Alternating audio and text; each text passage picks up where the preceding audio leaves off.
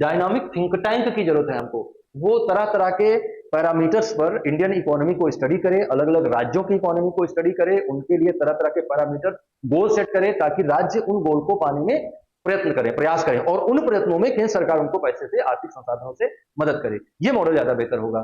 तो इसलिए ये कहा गया कि ये जो ऊपर से कंट्रोल्ड कमांड इकोनॉमी वाला मॉडल है प्लानिंग कमीशन का, उसको हटाया जाना चाहिए और उसकी जगह पर क्या लाया जाना चाहिए, एक थिंक टैंक बिठाया जाना चाहिए जो राज्यों के मध्य प्रतियोगिता निर्मित करे, जिलों के मध्य प्रतियोगिता निर्मित करे, और तरह तरह के मानकों को सेट करे और उनको पाने के लिए लोगों को प्रेरित करे, उनको पाने के लिए राज्यों को और दूसरे आर्थिक इकाइयों को प्रेरित करे, और उनको पाने में जो संसाधनों की समस्या है वो केंद्र सरकार अपने हिसाब से करे। लेकिन इसका एक दूसरा पहलू भी है।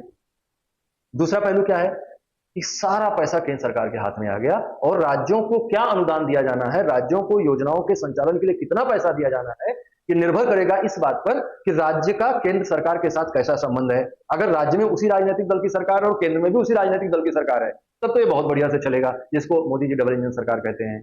लेकिन अगर केंद्र में अलग राजनीतिक दल की सरकार है और राज्य में अलग राजनीतिक दल की सरकार है, तो जो संसाधनों का बंटवारा है ये हमेशा दुष्प्रभावित होगा और राजनीतिक दुराग्रह का शिकार हो जाएगा। तो इसके लिए कोई एक ठोस कदम उठाया जाना बहुत जरूरी है, इसे राजनीतिक दुराग्रह से बचाने के लिए। जो दिया जाना चाहिए वो फाइनेंस कमीशन उस पर स्टडी करता है कि भाई किसकी क्या जरूरत है, किसके यहाँ जनसंख्या कितनी है, किसके यहाँ समस्या कितनी है, कौन ज्यादा चैलेंजेस फेस कर रहा है, तो किसके यहाँ आर्थिक संसाधन कम है, ज्यादा है, क्योंकि सबका बराबर विकास होना चाहिए सभी राज्यों का। और अगर आप ये सुनिश्चित करना चाहते हैं कि सभी राज्यों का बराबर आर्थिक विकास हो, तो ये जो नियंत्रण बना के रखा है, इस पर एक संवैधानिक व्यवस्था होनी चाहिए, और वो संवैधानिक व्यवस्था का उल्लंघन करने के लिए सरकार के पास ताकत नहीं होनी चाहिए। राजनीतिक दुराग्रह से उसको मुक्त कराया जाना चाहिए, संसाधन आवंटन को। हालांकि करवाने का प्रयास किया गया है, करवाने का प्रयास का मतलब फाइनेंस कमीशन है। फाइनेंस कमीशन इसीलिए बनाया गया ताकि राजनीतिक दुराग्रह से आर्थिक संसाधनों का वितरण ना किया जाए, बल्कि आर्थिक संसाधनों का वितरण यह देखते हुए किया जाए कि किस राज्य की क्या आवश्यकता है, उसके यहाँ क्या जनसंख्या का दबाव है, उसके यहाँ आर्थिक विकास का स्तर क्या है, उसके यहाँ भौगोलिक संसाधन कैसे हैं। इन सारी बातों का ख्याल रख के प्लानिंग कमीशन, इन सारी बातों का ख्याल रख के वित्त आयोग अपनी अनुशंसा देगा, जिसके आधार पर केंद्र राज्यों को टैक्स और ड्यूटीज में उनका हिस्सा दे देगा।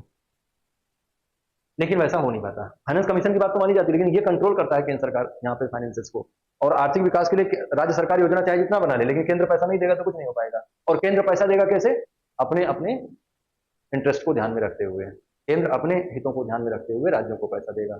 जैसे इलेक्शन कैंपेन में ये कहा जाता है कि अगर आपने हमारी सरकार बनाई तो हम आपको 125 लाख करोड़ रुपए का अनुदान देंगे। ये कौन सी बात हुई, 125 लाख करोड़ रुपए किसके फूफा के घर से आए हैं जो आप ऐसा कहते हैं? आपको ऐसा कहने का बिल्कुल अधिकार नहीं है।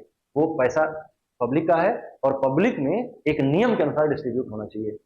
मेरी बात को गौर से सोचिएगा, आपको सही लगेगी।